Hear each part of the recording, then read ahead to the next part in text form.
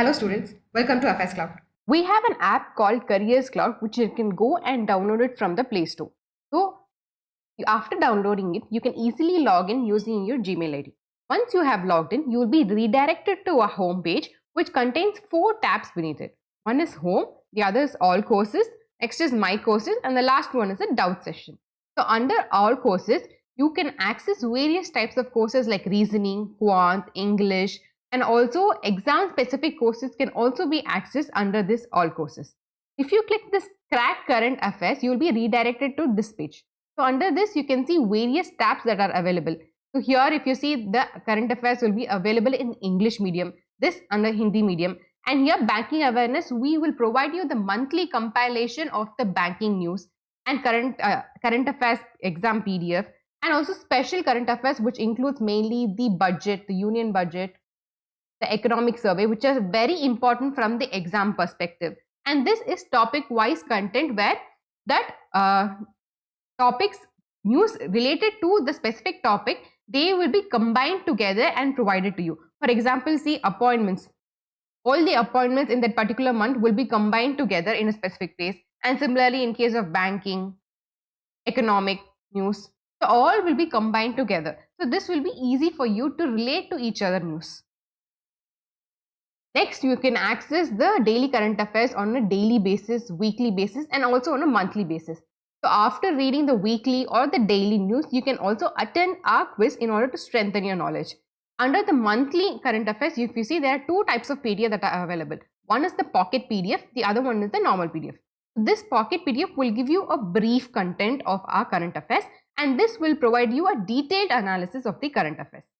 So it is always preferable to read this detailed analysis and then have a go through of this pocket PDF. Next is that we also provide you the PIB news apart from the current affairs. So you can go and access our PIB news on a daily basis from this path. And as I mentioned, this special CA covers very special topics like budgets and economic survey. After reading the content provided in this PDF, you can go and attend the quiz given below.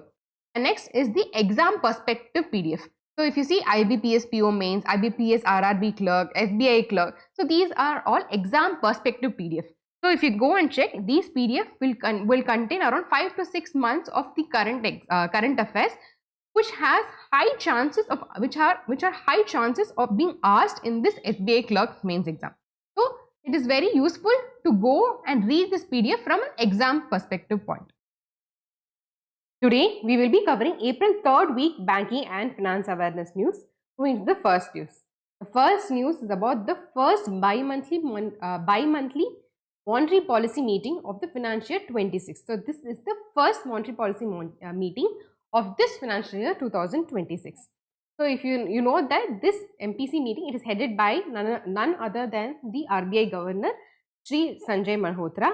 The other 5 members are Dr. Nagesh Kumar, Shri Saugata Bhattacharya, Professor Ram Singh, Dr. Rajiv Ranjan, and Shri M. Rajeshwar Rao. Remember the names, it is very important. And in this, if you see, they have revised the GDP projection of financial 26, that it has reduced from the previous projection of 6.7%, it has now reduced to 6.5%. Remember the latest projection by the RBI, that is 6.5% for the financial year 26. And if you see, the quarter-wise GDP projection for financial year 26 is Q1 6.5%, Q2 6.7%, Q3 6.6%, and Q4 6.3%. This, if you want, you can remember, but the GDP projection of financial year 26, for sure you have to remember, it is 6.5%. And it has reduced. One more thing here is that it has reduced the repo rate. So, from 6.25%, the repo rate has gone down to 6%. So, it has stated that the inflation is now in control, and now it is very important to focus on the growth factor. So, we know that the MPC focus is not just on inflation control, but also to ensure that there is growth happening in the country, right? Just by controlling the inflation, what is the point? You have to also ensure that the growth is happening. That is the 2 things of the MPC. 2 important objective of MPC, to control the inflation and also improve the growth of the country. So now since the inflation is almost under the control, now the RBI told that now we have to focus on the growth, and that is why it has reduced the repo rate from 6.25% to 6%. Repo rate is 6%, reverse repo rate is 3.35%, STF standing deposit facility is 5.75%, MSF marginal standing facility is 6.25%, cash reserve ratio 4%, statutory liquidity ratio is 18%, and bank rate is 6.25%. Remember all the rates. It's very important. Each and every rate is very, very important. So the inflation next. The CPI inflation financial 26 is projected at 4%. So we know that our target RBI inflation target is 4% with plus or minus 2%. So the lower limit is 2%, upper limit is 6%, and we are expecting that the financial 26 will have a CPI inflation of 4%, quarter 1 3.6, quarter 2 3.9, quarter 3 3.8, and quarter 4 4.4. So remember this financial 26 inflation and the GDP growth, very important. So first let us look into the various measures taken by the RBI or various developments that have been assured by the RBI. The RBI to enable securitization of the stressed assets through a market-based mechanism. Now, what is this securitization of stressed asset, or what does this securitization means? Okay, there is a bank A. Okay, it has various loans. Loan 1, loan 2, loan 3. It is pooling all the loans. That is, it is pooling. Pooling means it is bringing in all the loans together. Okay, and now it is selling the loans, all these loans, to an entity. The entity is giving some price to this bank. Now what this entity does is all the clubbed loans, it will sell it as a securities. Security 1, security 2, securities are nothing but just like bonds, right? So these are sold, the entity sells these loans in the form of securities. Okay, so these securities are bought by various investors. Investors, they invest in these securities which are backed by the loans. Remember, here the banks, they pool in various loans and they sell it to the entity. The entity will sell in the form of securities to the investors. So investors will invest in those securities that are backed by the loans. Okay. Now how will the return, how will they provide? Investors has invested some money, right? They will expect some return. So how is the return provided? The return will be provided depending upon the repayment of the loan. When a loan is taken, a repayment has to be done, right? So depending upon the repayment of the loan, the return of the investors are calculated. This is what securitization means. So if you see, currently RBI allows securitization of the standard asset.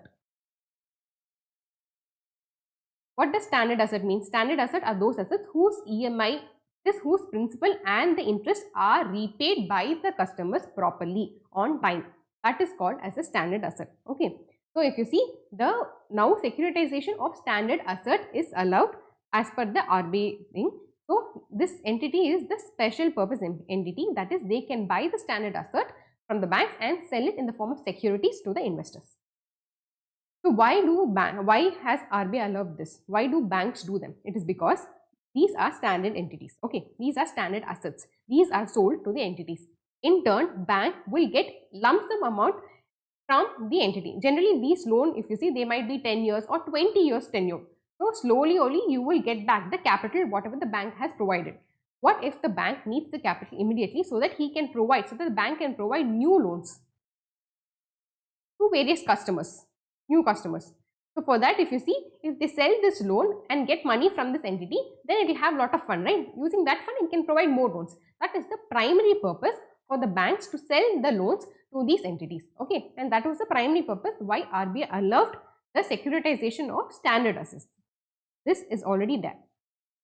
So now what has RBI allowed? Now RBI told that we will enable the securitization of stressed assets. Standard asset, it's already there. Now we will do securitization of stressed assets. What is stressed asset? It is nothing but NPA. That is, they have failed, that is, the borrowers have failed to pay the interest or the principal. Then that has become an NPA or a stressed asset. Okay. So is there no securitization of stressed asset currently available? No, it is available. I am telling you, securitization of stressed asset is available, but not through market-based mechanism. That is, it is available to the ARC. that is Assert Reconstruction Company. I'm sure you would have heard about this name. So banks, they sell their bad loans to these Assert Reconstruction Company, and Assert Reconstruction Company, they issue securities to various investors and get money from those investors. This is what the securitization of stressed asset works currently. Okay, so Assert Reconstruction Company, they have the right under the SARFAESI Act, which act provides the ARC to issue securities or to buy bad loans from the bank. Then it is the SARFAESI Act that allows the ARC to buy the loans from the bank, that is to buy the NPAs from the bank and issue as securities to various investors. So this, if you see, the securitization of stressed asset, currently it is only being done by the Assert Reconstruction Company and no other entity is involved.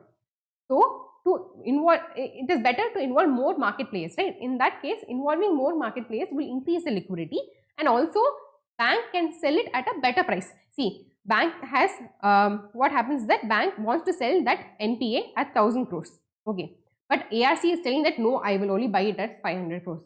I will not give more than 500 crores for this NPA. Then bank has no option, right? Because only ARCs are now available in the market. Now, when the special purpose entity enters into the market, then banks will have more option to sell the NPS at a better price. So they will be able to sell the NPS at a better price. So this will help the banks. So that is why they are planning to introduce securitization of the stressed assets, so that it will be helpful for the banks, and also the actual price can be figured out, can be found. That is the main purpose of the securitization of the stressed asset through market-based mechanism. So currently, if you see, securitization involves pooling of loans and selling them to a special purpose entity, which then issues securities backed by the loan pool. Okay.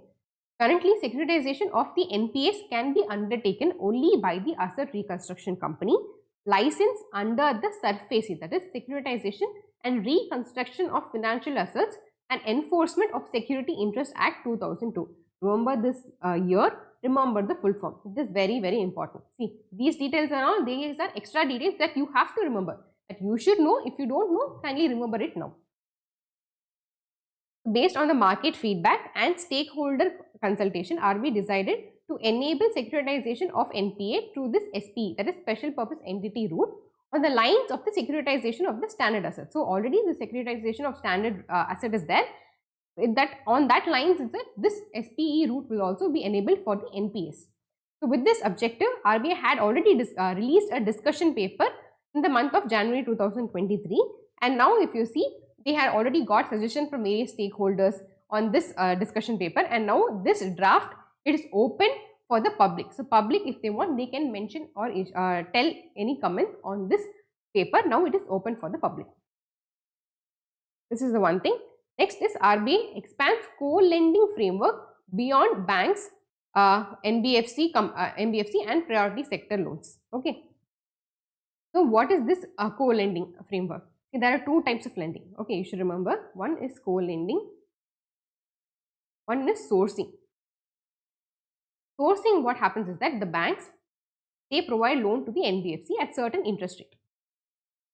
So NBFC will provide interest to the banks, and this NBFC will further provide loans to various customers. Okay, so this banks has nothing to do with the loans that is provided by the NBFC. Banks has provided loan to the NBFC has to provide the interest. That's all. So here the banks do not worry about the risk involved, the return involved in that loan. It is not worry. Okay, it is only that I have given you the loan. You have to provide me the interest. I do not want to know what you have done with that money. This is what is the sourcing means. What happens in co-lending is that here both the NBFC and the bank, both risk and return, both are involved. So what happens is NBFC is the single interface. Okay. It is not that customer will go and get the loan from the bank. No, the customer will also go to the NBFC. The NBFC only will transfer the loan amount to the customer. Okay. But here if you see, what happens is that the money that has been lent by the NBFC, that will reflect both in the books of the NBFC and the banks. Okay. This loan provided to this customer, if you see, this will be reflected both in the books of NBFC and in the book of bank, that the loan amount is provided to this customer C. Okay. So indirectly, this C is also a customer of bank, but the interface, if you see, C will only be in contact with NBFC, not with the bank. So here, if you see, the risk and the return, both will be equally divided depending upon the amount. Say suppose 20% of the loan amount is here, 80% of the loan amount is given by the bank, then this NBFC will bear 20% of the return, 20% of the risk. And here the bank will bear 20% of the risk and 20% of the return. So proportionately, they will bear the risk and return. The interface here, I am telling you once again, the customer will come and contact the NBFC only. But if you see, the money that is being provided as loan by the NBFC to the customer C, it is both the money of NBFC and the bank. It will reflect both in the books of the NBFC and the bank. This is called as co-lending. Why co-lending happening is that this is to combine the advantage of both the banks and the NBFC. That is, the lower cost of funds from the banks and the greater reach of NBFC. So, to combine both the advantage and to provide more loans to the people, this co-lending concept was introduced, and currently if you see, it is available for the NBFC and for the banks only, and only in case of priority sector lending. Okay, not for all loans, only for the priority sector loans it is available. Now RBI has told that we will extend this to all regulated entities and to all loan categories. That is what this news is about. Okay, so co-lending, it will be extended to all loan categories and not just to private sector loan, and also to the all regulated entities.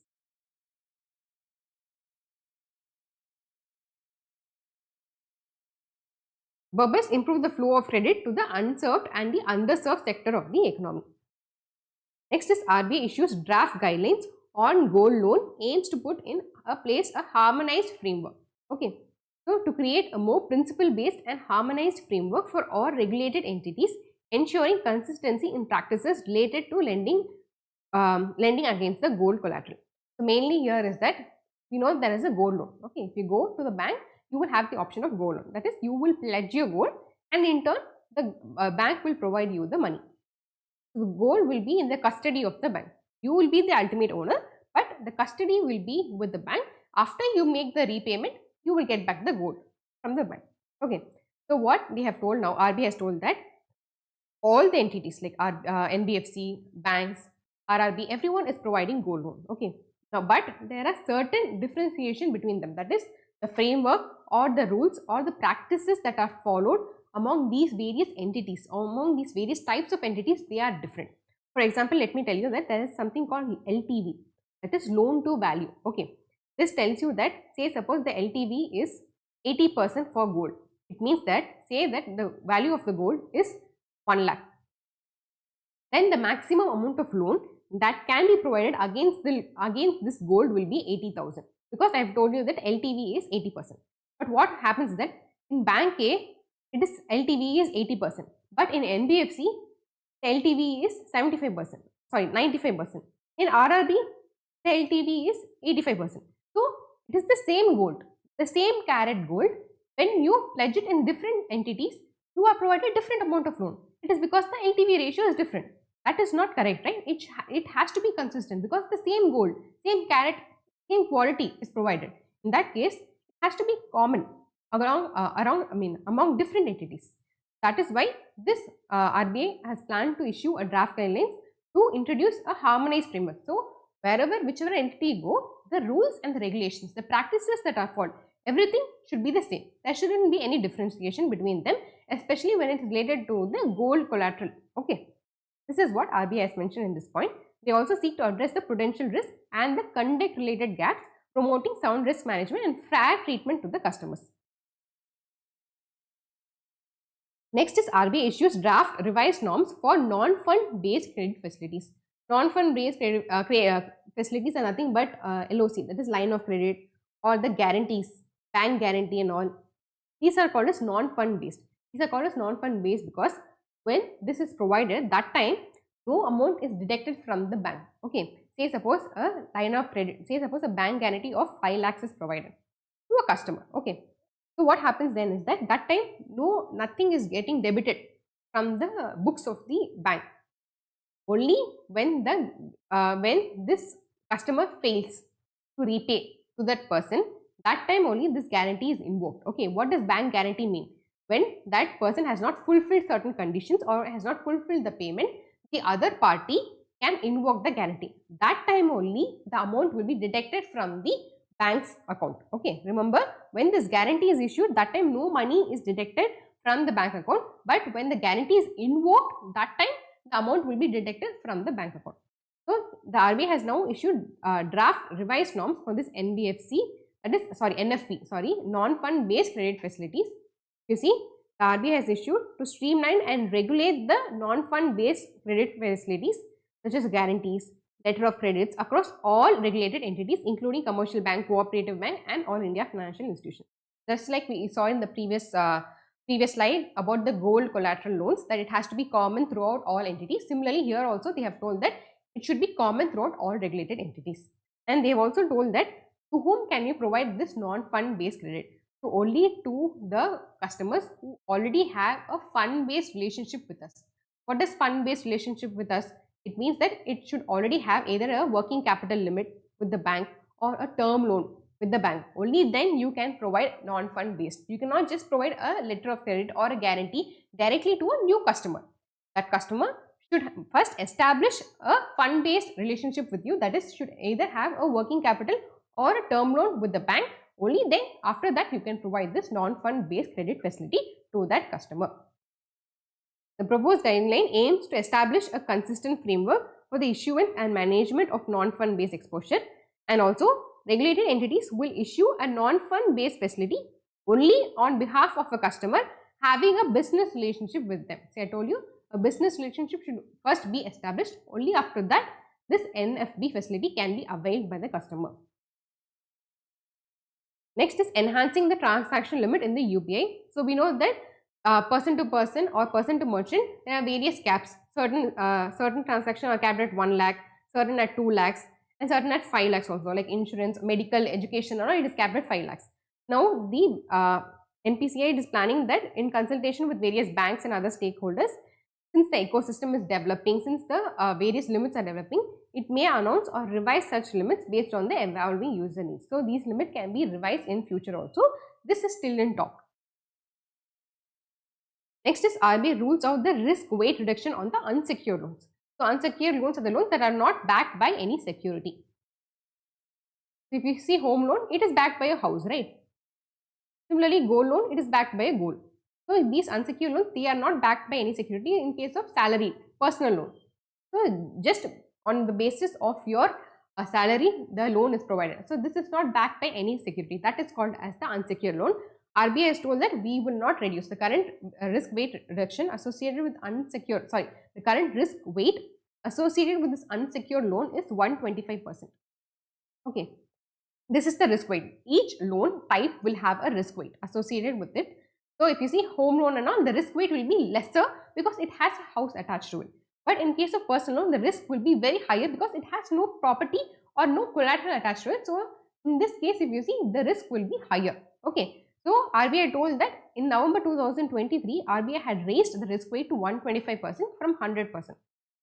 And RBI now has told that it will not reduce it to further to 100% because it has told that there should be a difference. Risk weight there should be a difference between secure loan and unsecured loan. Unsecured loan should have a higher risk. So there should be a difference. So we are not planning to reduce this risk weight. That is what has been mentioned by the Reserve Bank of India. The Reserve Bank of India has clarified it is not promoting uncollateralized lending to boost credit or consumption. See, boosting consumption is very important, but it does not mean that I am promoting. I am boosting consumption, I am boosting credit, but I am not promoting uncollateralized lending. That is what RBI has clarified. So RBI Governor Sanjay Malhotra highlighted that the need for a clear risk distinction between secured and unsecured loans, maintaining a 25 basis point difference between the two. So there should be a clear distinction between these unsecured and secured, and this 25 basis point is a must.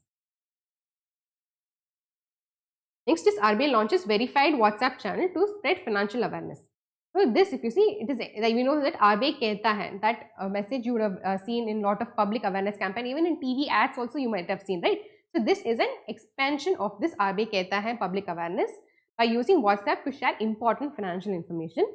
So through its verified WhatsApp account, RBI aims to deliver messages in a simple and direct way. I am sure many would have already received such messages because my friends have already started receiving it.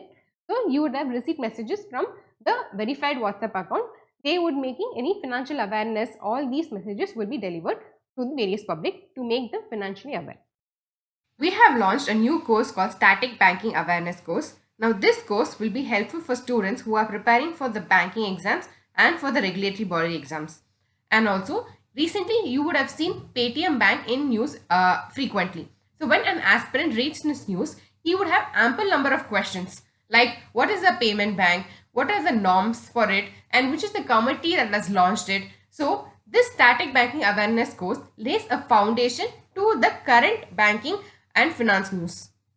Now, you have to download our Careers Cloud to access this course. Once you have logged into our app, you can go and click this all courses icon, and then you'll be redirected to this page. In this, you have to go and click the static banking awareness course, and under the details tab, you will be able to see a brief about this course. And under the part tab, it will contain all the contents, all the topics of the contents that are currently available in this course. We are working on this continuously and this will be completed within 2 months. Under the free tab, you can go and access one content, that is the origin and development content, for free. You can go and read this content and have an idea about this course. After reading this content, do attend the quiz that is also available under the same tab. Now, our team has allocated ample amount of time and resources to curate this content. We have created this content from various books and from various verified websites. Our content is better than any book that is available in the market. This is because we update this content on a dynamic basis. For example, there are currently 39 DRTs that are available in the country now. In future, if one more DRT is created or added, then it would become 40. So we would update this content on a dynamic basis. But in case of books, you have to wait for the next publication for this updated content. Nowadays, a lot of practical questions have been asked in the banking exams. For example, how many public sector banks are available on the stock exchange? Which is the payment bank that is being listed on the stock exchange? So, we try to cover as many practical questions as possible in this course.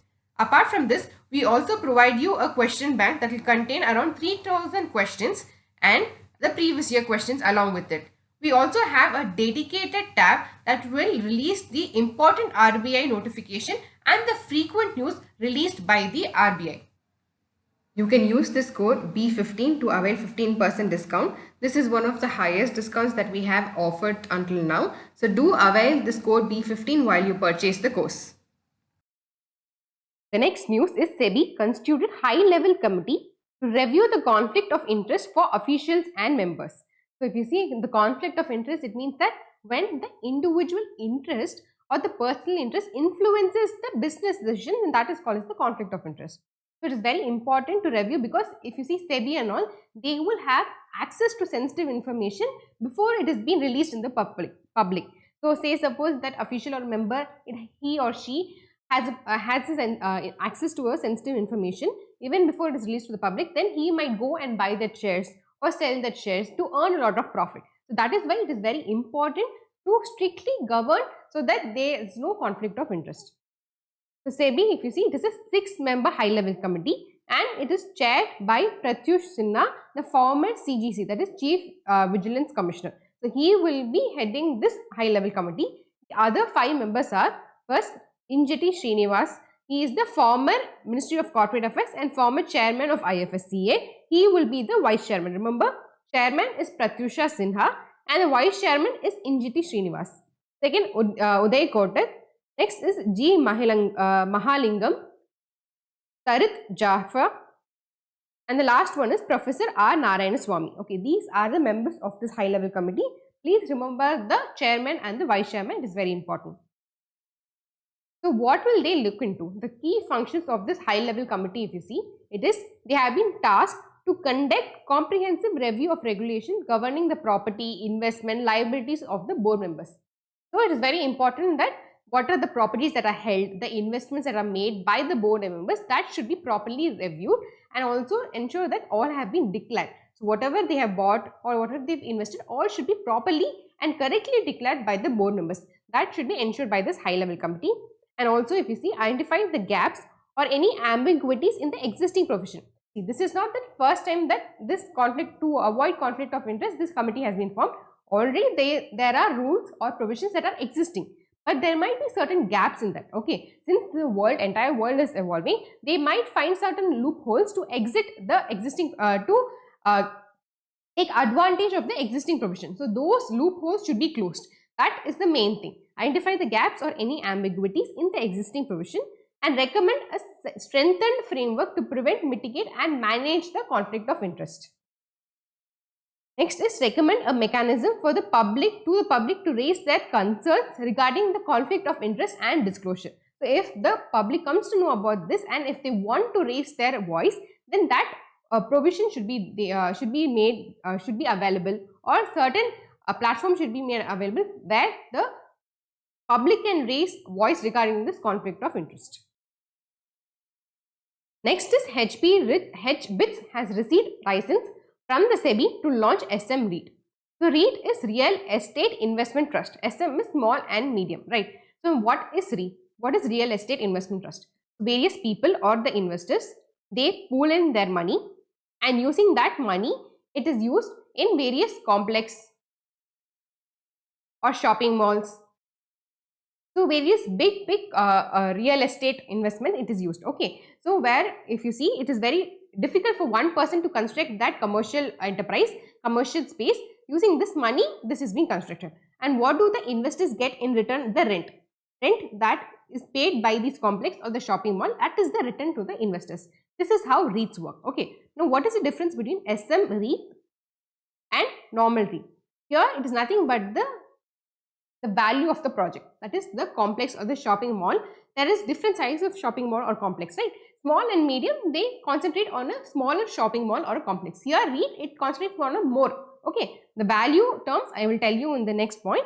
Remember that there are two things, SM REIT and REIT. They concentrate on a higher project.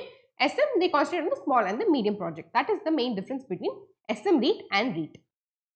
So here if you see, the Mumbai based HBITS Investment Managed Private Limited, it has received license from the SEBI to launch its SM REIT public issue. Okay, and this if you see, it is also planning to issue IPO in the month of January 2025. So it is planned to raise 500 crore via this IPO. The company is aiming to acquire new premium commercial properties across the top 10 cities to achieve asset under management of 2000 crore. So it is trying to bring in complex or shopping mall worth rupees 2000 crores by March 2026. Remember, by June 2025, it plans to raise IPO. Then March 2026 target is to bring asset under management worth of 2000 crores. So SM REIT, it focuses on smaller properties, often valued between 50 to 500 crores. Whereas the traditional REIT, they typically manage assets about 500 crores. So this is the major difference between the SM REIT and REIT. Next news is about Bharat Pay. So Reserve Bank of India has provided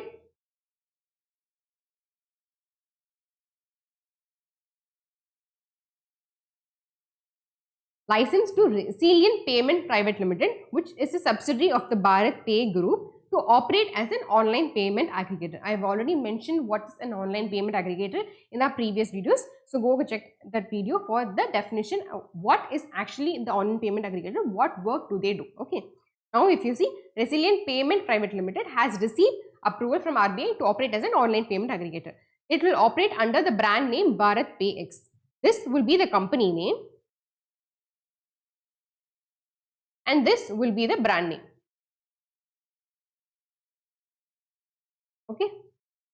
So this Bharat Pay Group, if you see, it is the only fintech company that has an NBFC license. It has a stake in the Unity Small Finance Bank and also has the PA authorization.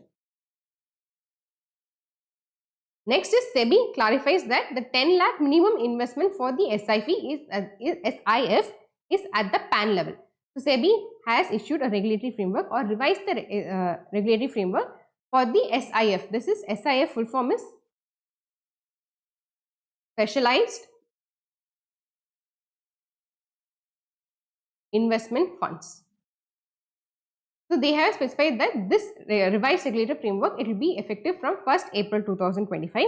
Now what is SIF? The SIF, it comes between the mutual fund and the portfolio management services. We know that in the mutual fund, you can invest as much as 500 or sometimes 100 rupees, you can invest in mutual fund. And portfolio management services, you require 25 lakhs or even 50 lakhs. Only then you can invest in the portfolio management services. So they thought that, SEBI thought that there should be a product in between these two to tailor certain investors, because certain investors, in lieu of great return, they go and invest in unregulated products and lose money. So that is why this SEBI thought that we should bring something that is in between mutual fund and the portfolio management services. So that is SIF. So SIF, if we see, the minimum investment value is 10 lakhs. So it is between the mutual fund and the portfolio management services. So what it said that here, if you see, the total investment will be checked only at the PAN level. Say that the PAN of X is PAN A. Okay, they will check if this person PAN has invested 10 lakhs in SIF or not. Okay, because here I told you that the minimum investment is 10 lakhs. Okay, in SIF, the minimum investment in 10 lakhs. So SIF itself, the special investment fund, it will have various schemes. Scheme 1, Scheme 2, Scheme 3, right? In mutual fund, you know that there are multiple schemes.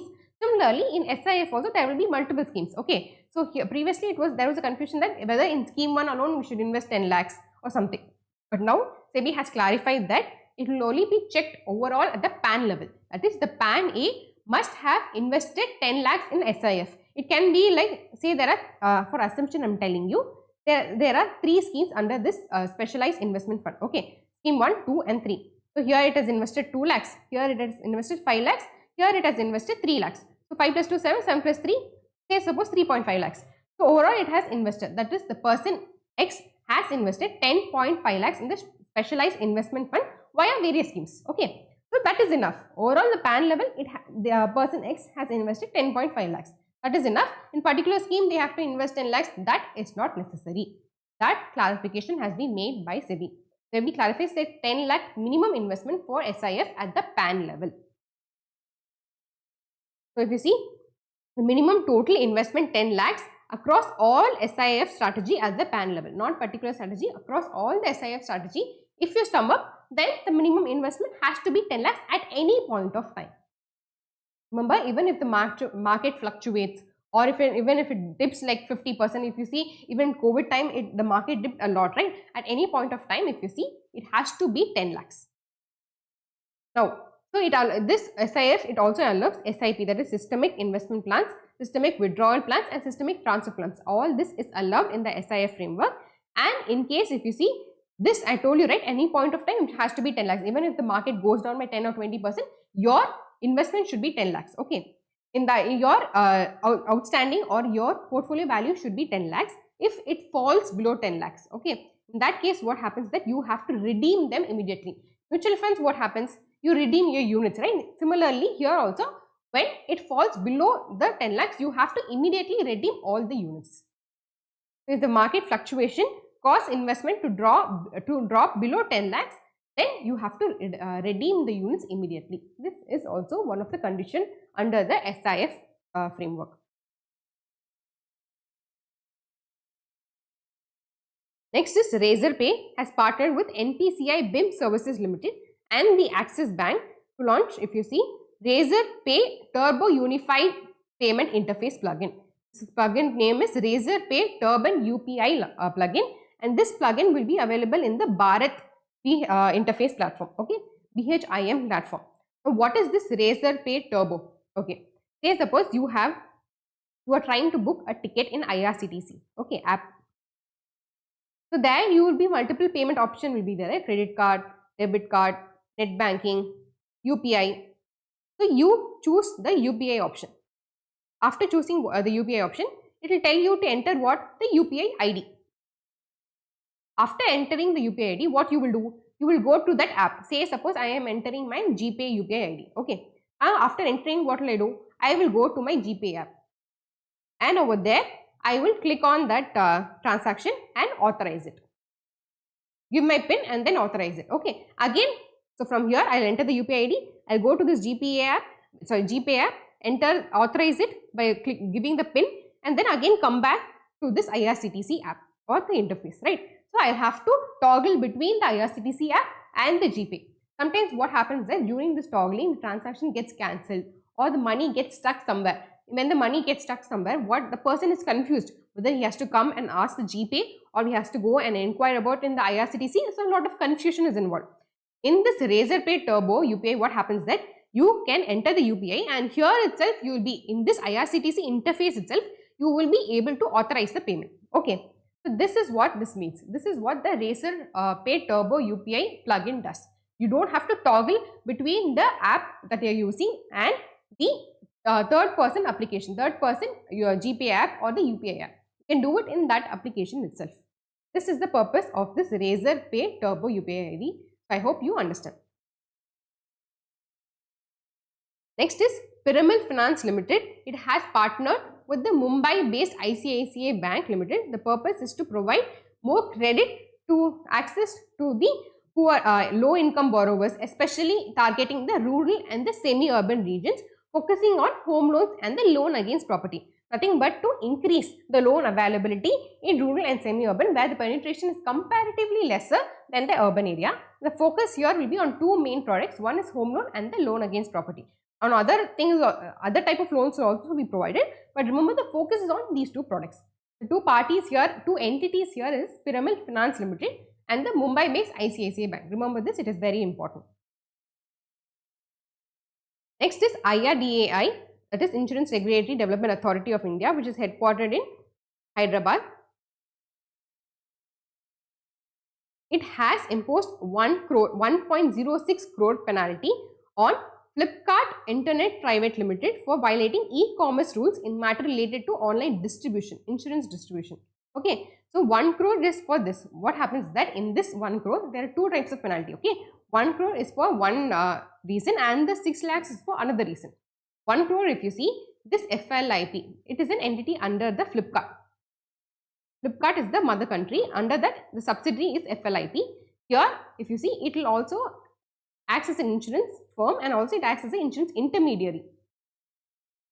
What is intermediary is that they will list the products of other insurance companies. Say suppose LIC, I am telling an example only, LIC or Aditya Birla or Max, those insurance companies products will be listed in this FLIP website or platform. Okay, so the person whoever because this FLIP has more visibility to the customer, right? So it will list its products, those products in its FLIP. The person will come, if that person clicks the product, that it will be redirected to that insurance company website. Okay, say suppose that person has clicked Max Life Insurance product. After that, to learn about the features or how to buy everything, it will be redirected to that Max website, Max Insurance website. It will be redirected. But what this Flipkart Internet Private Limited had done was that a person tried to click this Max Life. Okay, instead of redirecting to this website, the Max Life Insurance website, what happened that it redirected to another intermediary website, that is another middle person website. Okay, remember I am telling it once again. From here, if you see, the products are listed, the insurance products are listed. But instead of after clicking, it has to be redirected to the website, the Max Life Insurance website. Instead of that, it got redirected to another intermediary, another middleman. So this was completely wrong. Okay, that is why it violated and that is why this penalty has been put. The next penalty, 6 lakhs, is that it had issued. See, this 6 lakh is imposed for continuing with sale and purchase of insurance policy through its website even after the certificate of registration expired. So when the certificate of registration has expired, it should not sell or buy, it should not sell or purchase any insurance policy, okay, through its website. That is not allowed. It is continuing with sale and purchase of insurance policy through its website. Okay, that intermediary it should not do because the certificate of registration has expired. Though it has stated that it has submitted, it has expired, but it has submitted, but not yet, it has not yet been approved, right? Submitting does not mean that you have been granted the right or you have been renewed the license. Only after your license is renewed, you can redeem the job or you can start the job once again. So it has stated that it has submitted, but it has not yet got approval. That is why that you had sold the insurance policy through your website in spite of having an expired registration. That is why this 6 lakhs. Okay. This is the reason of this fine. Remember the amount, that is more important. 1 crore 6 lakhs by the IRDAI on Flipkart Internet Private Limited.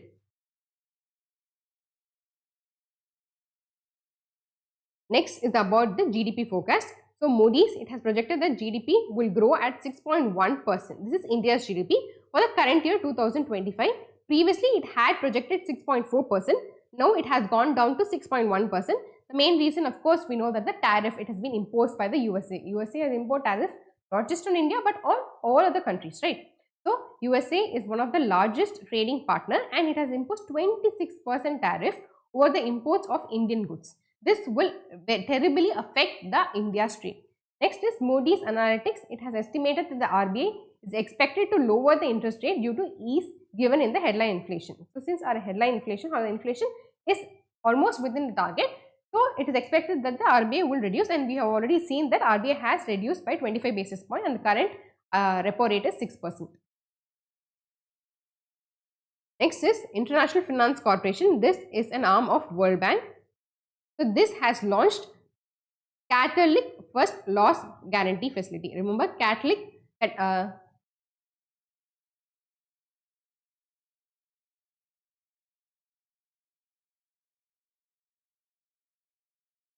So IFC has launched Catalytic First Loss Guarantee Facility.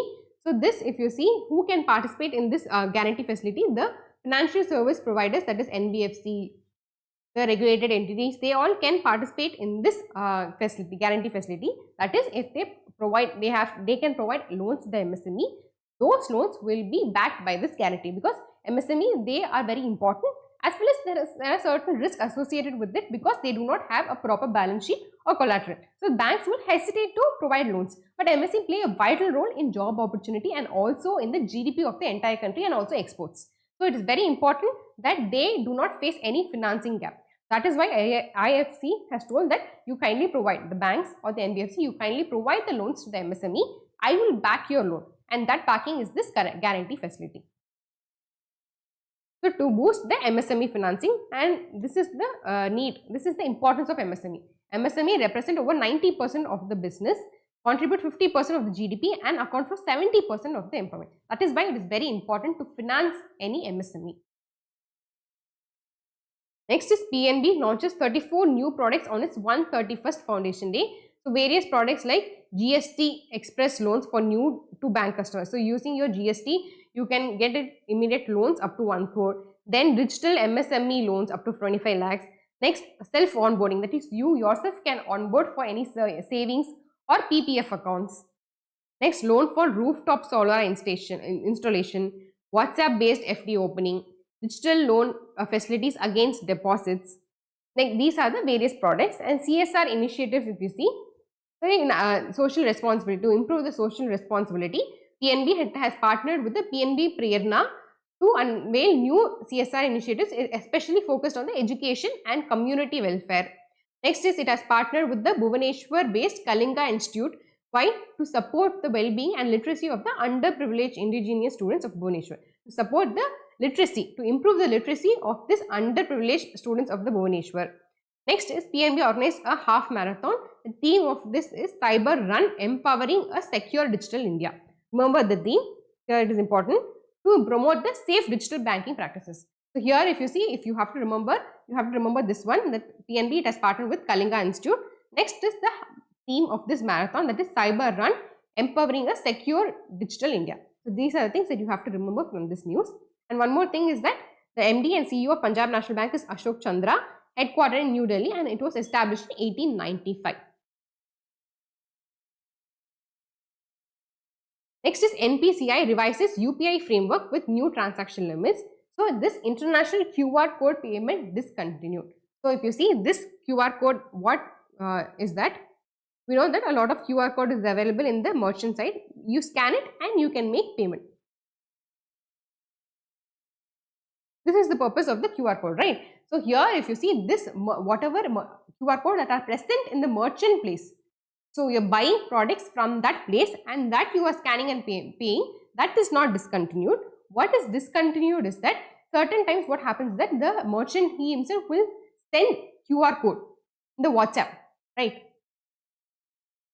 So the QR codes will supply or will be continuously sent in the WhatsApp. Using that WhatsApp QR code, you can make payment. So that type of online QR code, that is only banned. Okay, you can go now also in the international countries, you can go. The NRIs, they can go, or people who are traveling there, they can go and make payment in the merchant place. But if you can't make a payment in the WhatsApp QR code or something, or in the online QR code, because a lot of fake QR codes again are being circulated. That is why for the security of the customers, this has been discontinued. So if you see, NPCI has banned QR based international UPI transaction, specifically QR share and pay. This one is only banned, effective from April 4, 2025. So Indian users abroad, including the NRA, will no longer be able to scan QR codes shared via the messaging apps like WhatsApp or other social media platforms for making payments. So all the QR codes that are scanned, that are sent in the WhatsApp or any other media platform, those cannot be used. Okay. Live in-person scanning at merchant location overseas will still be possible, but the convenience of scanning saved QR code will no longer be available. Saved QR code or the QR code that's been circulated via the messaging apps, that cannot be used for payment. But if you want to go, you buy a product from the merchant, at that merchant location you can scan and make the payment. That is still allowed now. Next is domestic transaction cap on QR payment. A limit of 2000 per transaction has been set for the QR share and pay transaction. So previously we saw, right, that is for the international QR payment. Okay, here we are talking about domestic transaction, that is within India itself. Here if you see, the limit, there is a limit set on this QR share and pay. The limit is 2000, made to non-verified offline merchants within India. Non-verified is mean that the complete KYC process, registration process has not been done with any regulated entity or NPCI. That is what is called as non-verified. For them, the limit is 2000. The measure aims to limit fraud in P2M transaction and encourage the formal registration of small merchant. That is, you have to, they are encouraging the small merchant that you have to register with any regulated entity or the NPCI. That is the sole purpose behind this. Remember the limit, it is 2000 rupees in case of domestic transaction, and in case of international transaction, this QR share and pay is completely banned. Next is prohibiting on collect request for wallet reloading. The NPCI has prohibited merchants from initiating collect requests to load prepaid wallets or gift cards. Because of exploitation, users will now need to initiate wallet reloads themselves using the push request to enhance control and reduce unauthorized deduction. Now, what is this collect request or push request? See, in UPI also, you can send money to your friend. Okay. Similarly, your friend can also request from me money from you. Okay, I hope you have seen that person A might tell that I want this money. Okay, to person B. The person B can send 1000 rupees. This is one way of sending money. The other way is that person A can request money to person B. Person B has to just authorize. Okay, he can request 1000 rupees to person B. The person B should just authorize this, the transaction, and the money will be automatically credited to person A. This is what is collect request. First one we saw, right, where the person B, he himself sends money to the person A. That is called as the push request. Here, when the person A requested and B just authorized the transaction, that is called as the collect request. Remember, this first one we saw push. Second one, when the A initiates it or when the merchant initiates it, that is called as a collect request. What happens is that many fake, the thing is, this is in a digital era, right? So, a lot of fake transaction, a lot of fraudulent transaction are happening. Say suppose the merchant has initiated a transaction or initiated request. Similarly, simultaneously, the fraudster might also have initiated such request to the person B or to the seller or to the customer. What happens is that the customer might not know whose transaction he is accepting. He might end up accepting a fraudulent transaction. That time his money will be debited. He would have lost the money. That is why it has initiated that, NPCI has initiated that you do the transaction. You do not let others do your transaction. You do not let others initiate your transaction. You yourself do your transaction. That is called as the push request. Next is about the penalty. So, Reserve Bank of India has imposed a penalty of 3,20,000 on the Citibank for FEMA violations, that is Foreign Exchange Management Act violation. This penalty has been imposed on the Citibank. Next is about the GDP projection. So, UNCTAD, that is United Nations Conference on Trade and Development, that is the UNCTAD. It has projected that India would grow at 6.5% in the current year of 2025. And it is also stated that the 5 countries, that is India, Argentina, Australia, Indonesia and Korea, they are expected to reduce their general government net borrowing. That is the overall borrowing, it is expected to reduce. The global scenario, if you see, it has projected that the global growth will drop to 2.3% in 2025 compared to 2.8% in 2024. Main reason is trade tension, global uncertainty. So we see, right, a lot of tariffs that has been imposed by the Trump on various countries. So that will create trade tension, that will rise the trade tension, and in effect what will happen, the growth will be less. That is why the GDP projection has also been lowered for the entire globe, that is to 2.3% in 2025. And similarly, South Asia region, if you see, it will grow by 5.6% in 2025. And next, the similar China projection, it has gone down to 4.4% from 5%. And USA also, it has gone down to 1% to 2.8%. And Europe Union, it has increased little bit from 0.9% to 1%. Remember the projection, US, China, India and European Union, it is very, very important because they are the very strong countries. So you have to remember the projection of these countries. China 4.4, USA 1%, European Union 1%, and we just saw that India, it is 6.5%. Thank you for watching the session. I hope you had enjoyed it. We're also available in Telegram under the name AffairsCloud_official. We also have an Instagram handle. Thank you.